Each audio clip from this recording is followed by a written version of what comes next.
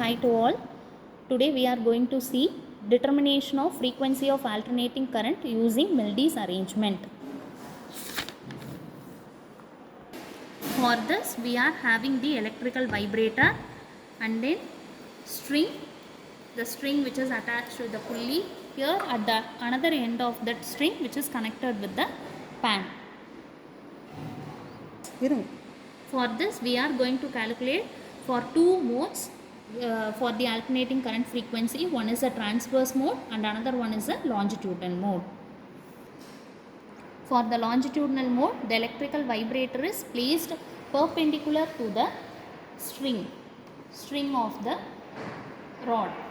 The rod which is perpendicular to the string. That is when the electrical vibrator is switched on. So this is a solenoid. So inside the solenoid we are placing the ferromagnetic rod. So the rod gets vibrated. So for that rod we are connected the string. So the string is also vibrated and it forms a stationary wave pattern by forming the loops up to pulley. This is the tabular column for the longitudinal mode. So first is the mass in pan, next is the total load, number of loops, length of n loop, length of each loop and square root of m by L. So we have different masses. So I am going to place a 5 gram of mass in the pan. So next is the mass in a pan is a 5.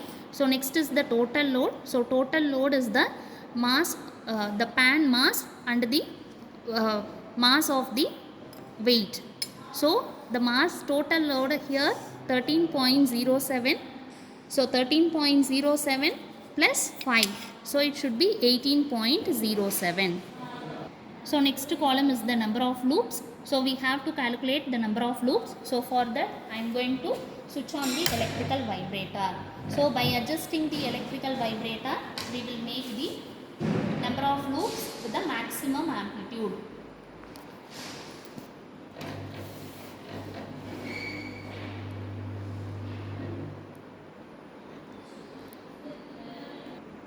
By adjusting the electrical vibrator, we are forming the 3 number of loops, 1, 2 and 3.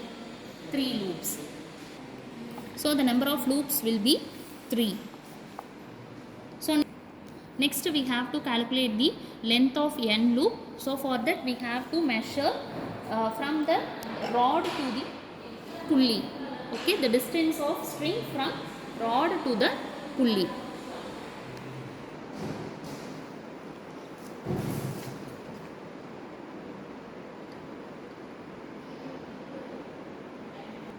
So the length is 140.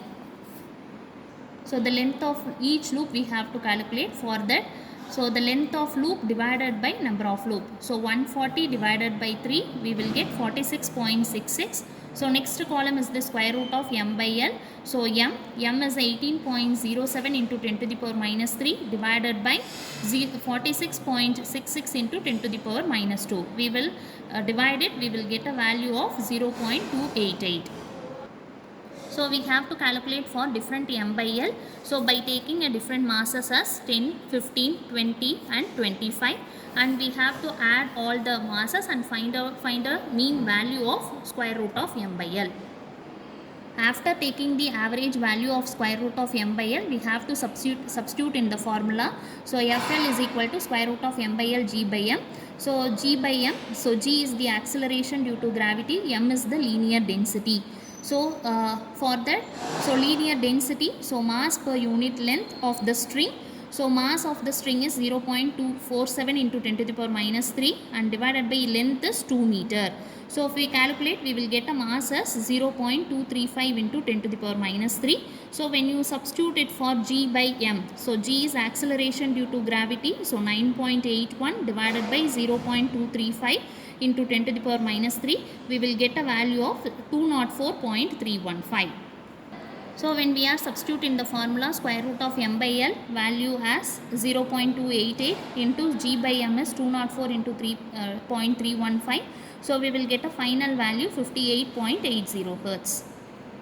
So for transverse mode, So the same similar procedure have to be followed for longitudinal move. The only difference is we have to place the electrical vibrator parallel to the string of the elastically vibrating string.